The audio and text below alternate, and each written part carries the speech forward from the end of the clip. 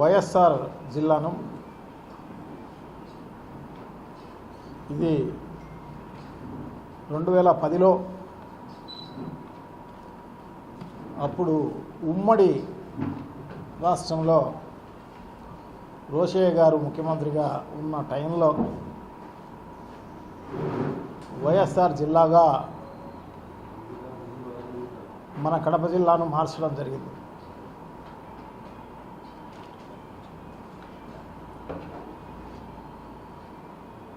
So అప్పుడు కాంగ్రెస్ గవర్నమెంటే ఉన్నది అనుకుంటాం, కాంగ్రెస్ గవర్నమెంటే ఉన్నది. సో ఇప్పుడు అప్పుడెప్పుడో మార్చిన వైఎస్ఆర్ జిల్లా పేరును ఇప్పుడు పేరు మార్చాలా అని చెప్పేసి మన జిల్లా కూడా కాదు, పక్క జిల్లాలో ప్రాతినిధ్యం వహిస్తున్న శాసనసభ్యుడు మంత్రి గారు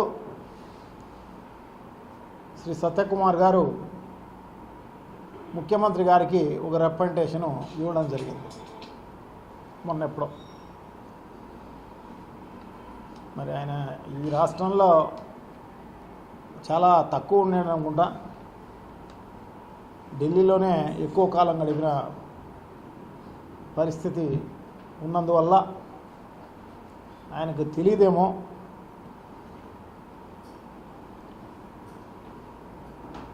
సో ఎందుకంటే వైఎస్ రాజశేఖర రెడ్డి గారు ఉమ్మడి ఆంధ్ర రాష్ట్రానికి ఆయన ముఖ్యమంత్రిగా ఉన్నప్పుడైతేనేమి, ప్రతిపక్ష నాయకుడిగా ఉన్నప్పుడైతేనేమి అనేక రకాలైన సేవలు ప్రజలకు చేసినందువల్ల ఆయనకు గుర్తింపుగా ఆయన పేరును అప్పుడు ఏకగ్రీవంగా తీర్మానించి పెట్టడం జరిగింది. అప్పుడు నాకు తెలిసి తెలుగుదేశం పార్టీ కూడా వ్యతిరేకించిన పరిస్థితి లేదు.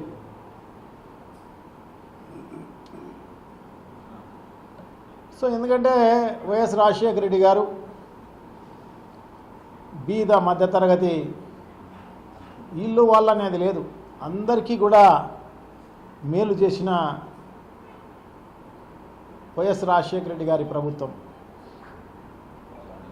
అందరికీ ఆరోగ్యశ్రీ ప్రవేశపెట్టడం అయితేనేమి, ఇది ఎవరికీ రాని ఆలోచన. భారతదేశంలో ఏ రాష్ట్రంలోనూ ఆరోగ్యశ్రీ అనేది లేదు. ఒక రాజశేఖర రెడ్డి గారు ప్రవేశపెట్టిన తర్వాతనే ఇప్పుడు అన్ని రాష్ట్రాల్లోనూ ఆయన్ను ఆదర్శంగా తీసుకుని అన్ని చోట్ల పెట్టిన పరిస్థితి రాజీవ్ ఆరోగ్యశ్రీ. సో ఎందుకంటే బీదవాళ్ళు కూడా మంచి వైద్యానికి, నాణ్యమైన వైద్యం కావాలి, వాళ్ళందరూ కూడా పెద్ద పెద్ద హాస్పిటల్లో చూపించుకునే పరిస్థితికి రావాలి. బీదవాళ్ళందరూ ఎక్కడో ఆర్ఎంపీ దగ్గరనో ఇంకొకరి దగ్గరనో చూపించుకొని కాలానికి వదిలేసే పరిస్థితి లేకోకుండా ఒక మంచి నాణ్యమైన వైద్యము బీదవారికి కూడా అందించాలి అన్న ఉద్దేశంతో వైఎస్ రాజశేఖర రెడ్డి గారి ఆలోచన మేరకు ఆరోగ్యశ్రీ ప్రవేశపెట్టడం జరిగింది. దాంతోపాటు 108 పెట్టడం జరిగింది. 108 అనేది కూడా నిజంగా ఒక కొత్త ఆలోచన. ఎందుకంటే అర్ధరాత్రి అపరాత్రి యాక్సిడెంట్లు అవుతాయి, అర్ధరాత్రి అపరాత్రి మాత్రమే గుండె సంబంధించిన జబ్బులు వచ్చే కార్యక్రమం జరుగుతాయి. సో ఇటువంటి పరిస్థితుల్లో వాళ్ళ దగ్గర వాళ్ళు ఎవరన్నా లేకపోయినా కూడా వాళ్ళు 108కి ఫోన్ చేస్తే ఇమ్మీడియట్గా కుయ్యి కుయ్యి కుయ్యి అని చెప్పి 10 నిమిషాల్లో వాళ్ళ ఇంటి దగ్గరకు వచ్చి దగ్గరున్న హాస్పిటల్కు తీసుకుపోయిన పరిస్థితి. సో ఇటువంటి మంచి ఫెసిలిటీ. సో దీన్ని కూడా రాష్ట్ర వ్యాపితంగా ఆయన్ని ఆదర్శంగా తీసుకుని అమలు చేసిన పరిస్థితి దేశవ్యాప్తంగా ఉంది. అదే కాకుండా ఫీజు రీఎంబర్స్మెంట్, బీద బడుగు బలహీన వర్గాలకు సంబంధించిన పిల్లలు ఉంటారు. వాళ్ళు చదువుకోవాలి అంటే, నిజంగా పై చదువులు చదువుకోవాలంటే చాలా ఇబ్బందులకు గురవుతుంటారు. నాకు తెలిసే ఒక సర్వేలో 10th క్లాస్ వరకు చదివి ఆ పై చదువులకు పోయే దాంట్లో ఆ కాలంలో 15-20% మాత్రమే ఆ కాలంలో ఉండేవారు. ఇప్పుడు అది పెరిగి దాదాపు 55-60%కు చేరింది తప్ప ఆ కాలంలో అటువంటి పరిస్థితి. సో ఇటువంటి పరిస్థితుల్లో ఫీ రియంబర్స్మెంట్ పెడితే బీదవారు అందరూ కూడా మంచి చదువులు చదువుకునేదానికి అవకాశం ఉంటుందని చెప్పి ప్రవేశపెట్టిన పరిస్థితి. సో దానివల్ల ఈరోజు దాదాపు కొన్ని కోట్ల మంది ఇంజనీర్లు కావడం జరిగింది, కొన్ని వేల మంది డాక్టర్లు కావడం జరిగింది. సో వాళ్ళందరూ కూడా, ఎందుకంటే ప్రజల ఎప్పటికప్పుడు జీవన వ్యయం పెరుగుతూ ఉంటుంది. సో ఇటువంటి పరిస్థితుల్లో వాళ్ళంతకు వాళ్ళు సొంతంగా కాళ్ళపైన నిలబడాలి అంటే ఈ అవకాశాన్ని కల్పిస్తే వాళ్ళ ఇంట్లో 1, 2, 3, 4 పిల్లలు చదువుకున్నారనుకోండి, మంచి చదువులు మంచి ఉద్యోగాలు వచ్చే అవకాశం ఉంటుంది. సో అన్న ఉద్దేశంతో రాజశేఖర రెడ్డి గారు ఆలోచన చేసి పెట్టింది అది. సో ఈ రకంగా రైతులకైతే ఉచిత విద్యుత్ ఇచ్చిన పరిస్థితి ఏదైతే చెప్పడం జరిగిందో మేనిఫెస్టోలో అన్నీ అమలు చేసినాడు రాజశేఖర రెడ్డి గారు. సో అందుకోసమే కంబైన్డ్ రాష్ట్రంలో తెలంగాణలో కూడా ప్రతి ఇంట్లోనూ ఆల్మోస్ట్ రాజశేఖర రెడ్డి గారి ఫోటో ఉండే పరిస్థితి ఉంటుంది. అంతగా అభిమానించే వాళ్ళు రాజశేఖర రెడ్డి గారిని. అంతెందుకు, ఆయన చనిపోయినప్పుడు దాదాపు 680 మంది చనిపోయిన పరిస్థితి. ఎందుకంటే ఆ హఠాత్ పరిణామానికి టీవీల్లో వస్తూ ఉంటే గుండె ఆగి గుండె పగిలి చనిపోయిన పరిస్థితి. సో భారతదేశంలో కాదు కదా, ఇది ప్రపంచంలో కూడా ఎక్కడ కూడా ఏ నాయకుడు చనిపోయినా ఇంతమంది చనిపోయిన పరిస్థితి లేదు. సో అంతటి అభిమానము, అంతటి ప్రేమ సంపాదించుకున్న వ్యక్తి రాజశేఖర రెడ్డి గారు. అందుకోసమే ఆయనకు గుర్తుగా ఈ జిల్లాకు వైఎస్ఆర్ జిల్లా అని చెప్పి అప్పుడు ఏకగ్రీవంగా రోషయ్య గారి టైంలో కాంగ్రెస్ గవర్నమెంట్లో అప్పుడు ఇచ్చిన పరిస్థితి. ఇది జీవో 2010లో 5/8/2010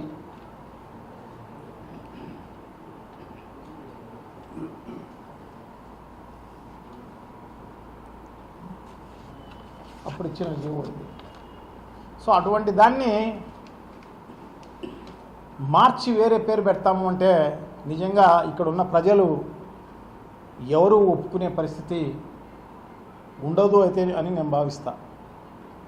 వైఎస్ఆర్ కాంగ్రెస్ పార్టీ కార్యకర్తలు, నాయకులే కాదు, ఇక్కడున్న ప్రజలు కూడా ఖచ్చితంగా ఉద్యమించే కార్యక్రమం తప్పకుండా జరుగుతుంది.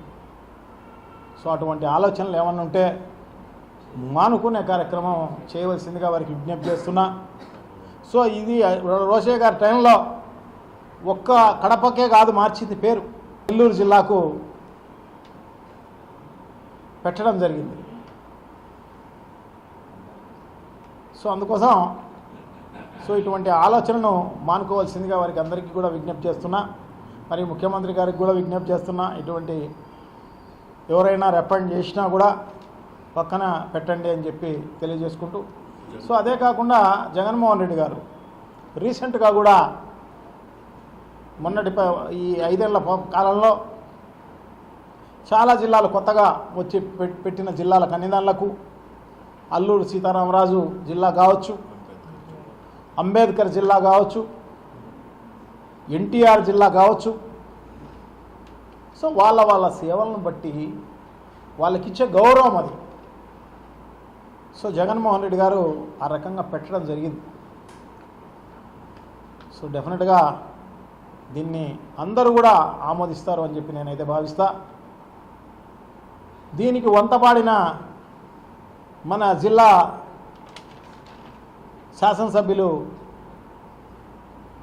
జమ్మలమడుగు ఆదినారాయణ రెడ్డి గారు దీనికి నిన్న ఎక్కడో చూసా సోషల్ మీడియాలో దీనికి వంతపాడడం జరిగింది, పేరు మార్చుతామని చెప్పేసి. ఎందుకంటే రాజశేఖర రెడ్డి గారు దేవగుడి శంకర్రెడ్డి అంటే వీళ్ళ పెద్దనాయన అనుకుంటా. సో ఆ రకంగా శంకర్రెడ్డి గారి నుంచి మొదలుకొని గౌరవం ఇస్తూ సో వాళ్ళ ఫ్యామిలీని అంతటిని కూడా, ఎందుకంటే శంకర్రెడ్డి గారి మరణంతో గోపాలరెడ్డి గారు శంకర్రెడ్డి గారు అప్పుడు ఈ హత్యా రాజకీయాల్లో వాళ్ళని చంపడం జరిగింది. సో అది కూడా గుర్తుపెట్టుకుని ఆ ఫ్యామిలీని బాగా అభివృద్ధి చేసిన ఘనత శ్రీ వైఎస్ రాజశేఖర రెడ్డి గారిది. సో ఇవన్నీ కూడా దృష్టిలో పెట్టుకోవాల్సిన అవసరం ఉంది ఆదినారాయణ రెడ్డి గారు. సో తప్పకుండా మేలు చేసిన వాళ్లకు కీడు చేయడమో లేకుంటే ఏమంటే అవి మాటలు మాట్లాడడమో ఇవి చేయకూడదు అని చెప్పేసి నేను ఆయనకు సలహా ఇస్తూ, అదే కాకుండా సత్యకుమారు ఈ జిల్లావాడు కాదు, ఆయనకు మరి ఎలా ప్రపోజ్ చేయాలనుకున్నాడో ఏమో కదా, కానీ ఆ రకంగా ప్రపోజ్ చేయడం మంచిది కాదు అని చెప్పేసి తెలియజేసుకుంటూ, అదే కాకుండా ఆయన ఇంకా పులివెందుల మెడికల్ కాలేజీకి సంబంధించి పులివెందుల మెడికల్ కాలేజీలో 50 సీట్లు అలాట్ చేస్తే దాన్ని వద్దన్న మంత్రి గారు మాకొద్దు, మేము మెయింటైన్ చేయలేం అని రాసిన చరిత్ర కలిగిన సత్యకుమార్ గారు మరి అది దానిపైన ఆ 50 సీట్లు వచ్చినుంటే 50 మందికి మెడికల్ సీట్లు వచ్చే పరిస్థితి ఉండేది. సో దాన్ని వద్దన్న సత్యకుమార్ గారు ఈరోజు మళ్ళీ దీన్ని ఎంత ప్రపోజ్ చేశాడో ఆయన ఆలోచన చేసుకోవాల్సిన అవసరం ఉంది. సో ఈ జిల్లాకి ఏమన్నా అన్యాయం చేసే కార్యక్రమమే చేస్తాడా? సో ఇది అందుకోసమే నువ్వు మంత్రి అయినట్టున్నావు. సో తప్పకుండా ఇవన్నీ కూడా దీర్ఘంగా ఆలోచన చేయాల్సిన అవసరం తప్పకుండా ఉంది.